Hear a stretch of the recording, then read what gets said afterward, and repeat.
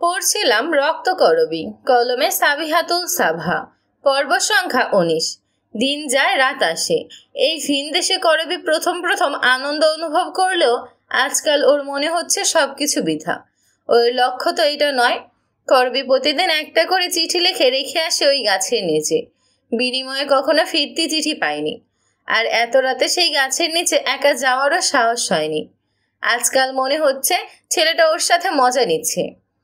সে না ওর সামনে আসছে আর না উত্তর দিচ্ছে। করবী এই আশা ছেড়ে দিল। তাকে কিছু একটা করতে হবে। তৃষা করবীকে ডেকে বলল, আজ কিছু ভালো রান্না হবে, তুমি কি আমায় হেল্প করবে?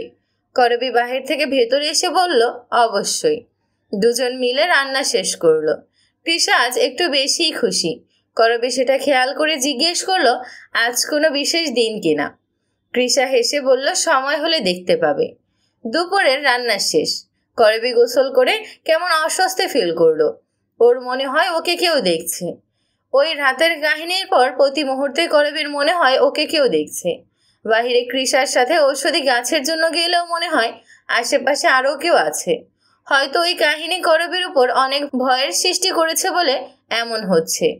করবীর চুল অনেক ঘন আর কালো, সাথে এত বড় করবীর চুল আঁচড়াতে কষ্ট হয়।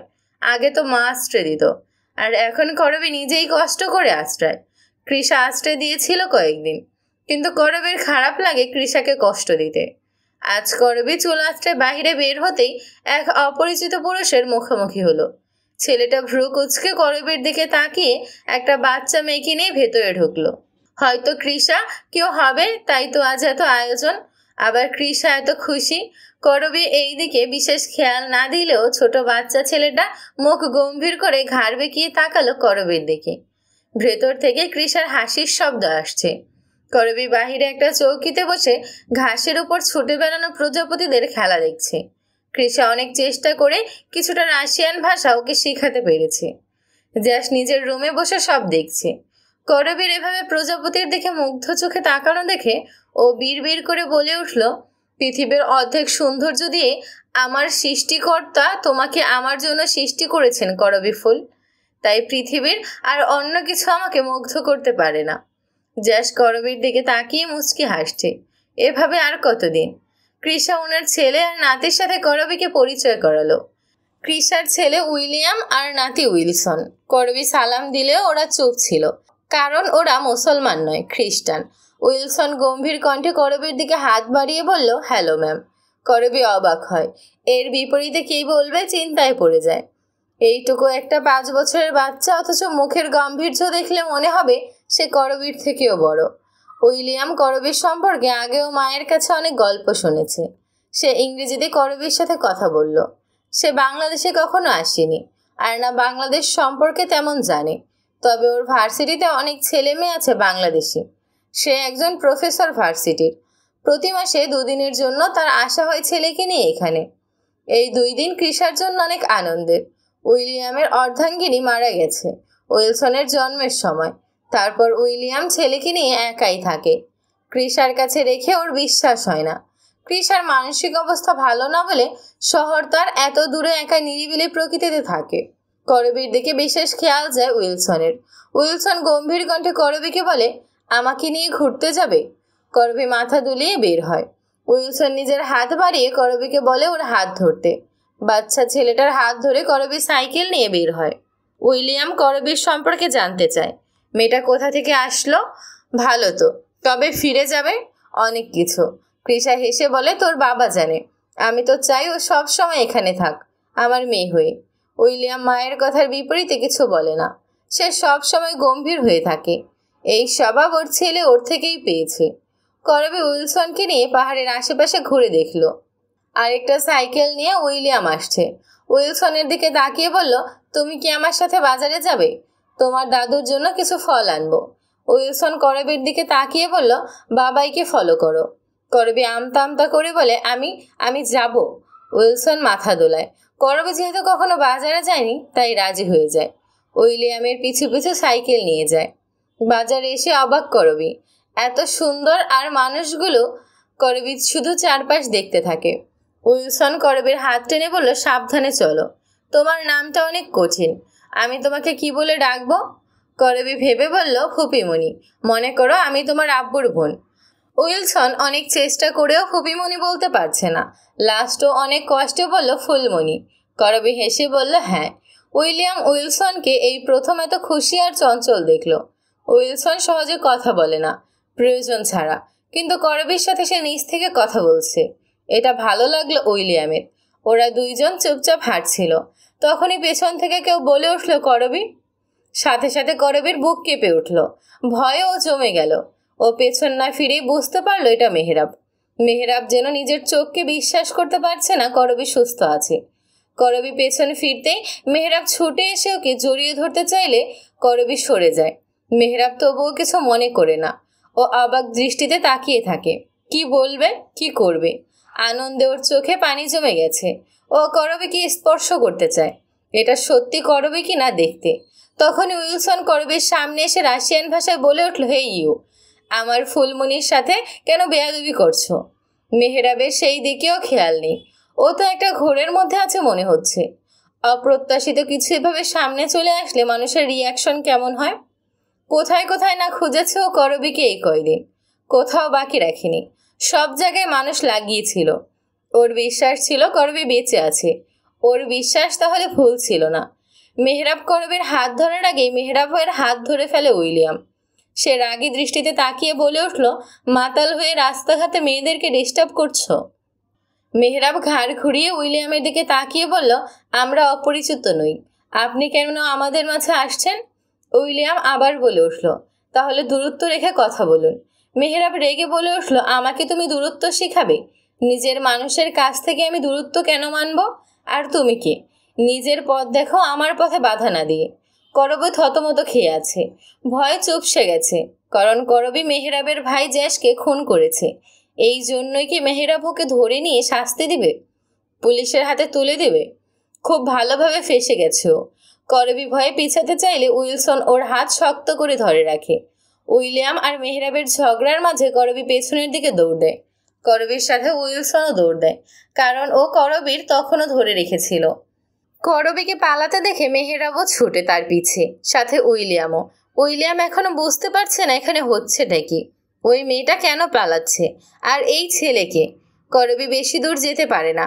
মেহরাবের লোকেরাও ওর পিছু নেয়। করবি তাও ছুটতে থাকে। এর মধ্যে কিছু গাড়ি এসে ওকে ঘিরে ধরে চারপাশে।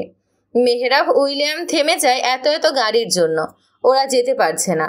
গাড়িগুলো থামে করবির চারপাশে তাকাতে থাকে। ভয়ে ওর মাথা ঘুরছে।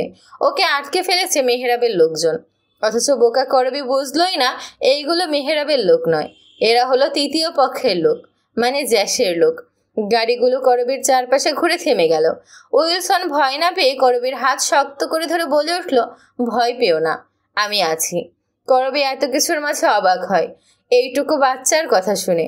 বাংলাদেশের বাচ্চা হলে এতক্ষণে ভয়ে অজ্ঞান হয়ে যেত। আর এই বাচ্চা ওকে সাহস দিচ্ছে ও আছে বলে। গাড়িগুলো থামছে আর করবীর কপাল বেয়ে ঘাম ঝরছে। মনে মনে আল্লাহকে ডাকছে। সে ওর মায়ের অতীত না জেনেই মৃত্যুর স্বাদ গ্রহণ করতে চায় না। শিকদার পরিবারের ছেলেকে খুন করেছে। এর বিনিময়ে কেমন মৃত্যু দেওয়া হবে ভাবতেই হাত পা ঠান্ডা হয়ে আসছে করবীর। অথচ সে কয়েকদিন আগেও মৃত্যুকে ভয় পেত না, কিন্তু এই মুহূর্তে সে ভয় পাচ্ছে। কিছু না জানার ভয়, কিছু না জেনে মৃত্যুর আফসোসের ভয়। গাড়িগুলো থামতেই একটা গাড়ি থেকে নেমে আসলো এক জোড়া পা। করবি ছোট্ট উইলসনের হাত আরো শক্ত করে ধরলো। গাড়ি থেকে নেমে আসলো জ্যাস শিকদার। করবির মুখ হা হয়ে গেল।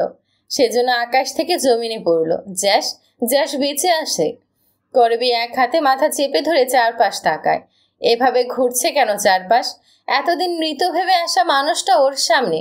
করবি এক দৃষ্টিতে তাকিয়ে বলল জ্যাসের দিকে। ও চোখের পাপড়ি নাড়লেও মনে হচ্ছে ও শেষ হয়ে যাবে। জ্যাস হেঁটে এসে করবির হাত ধরে বলল, চলো। করবি নিজের মাঝে নেই। জ্যাস আবার বলে উঠল, চলো। ইতিমধ্যে মেহরাব আর উইলিয়ামও চলে এসেছে। উইলিয়াম দৌড়ে এসে বলে, তুমি কে? জ্যাস বাঁকা হেসে বলে, পরিচয় তো অনেক, আপাতত এতটুকুই জেনে তোমার লাভ হবে। করবির হাজব্যান্ড জ্যাস শিকদার। উইলিয়াম জ্যাসের দিকে কিছু সময় তাকিয়ে চিনতে পারে জ্যাসকে। সাথে সাথে আরো অবাক হয় জ্যাস আর করবি। উইলিয়াম জ্যাসের সম্পর্কে ভালো করেই জানে, সেই জন্য নিজের ছেলেকে বলে হাত ছেড়ে দিতে, কিন্তু করবি ছাড়ে না। জ্যাস নিজের ঠোঁটের সেই চিরচেনা বাঁকা হাসি ঝুলিয়ে বলল, করবি, তুমি তো জানো আমার মুখের থেকে হাত বেশি চলে। সাথে সাথে জ্যাস উইলসনের মাথায় পিস্তল চেপে ধরে। ভয়ের সাথে সাথে করবি উইলসনের হাত ছেড়ে দেয়। বাচ্চা ছেলেটা ভয় না পেয়েই রাগী দৃষ্টিতে জ্যাসের দিকে তাকিয়ে বলে উঠল, তুমি আমার বন্ধুকে ভয় দেখাচ্ছ? উইলিয়াম ছেলের মুখ চেপে ধরে। সে তার ছেলেকে হারাতে চায় না, অথচ এইটুকু বাচ্চার তেজ যেন সে পারলে ছিনিয়ে নিত করবিকে জ্যাসের থেকে। উইলসন দেখল করবি চুপচাপ গাড়িতে উঠে বসলো। সে এখনো মনে হচ্ছে একটা ঘোরের মধ্যে আছে। উইলসন চিৎকার করে বলে উঠল, ফুলমণি, আমি তোমাকে পছন্দ করি। এত গম্ভীর করেও কেউ ভালো লাগার কথা বলে?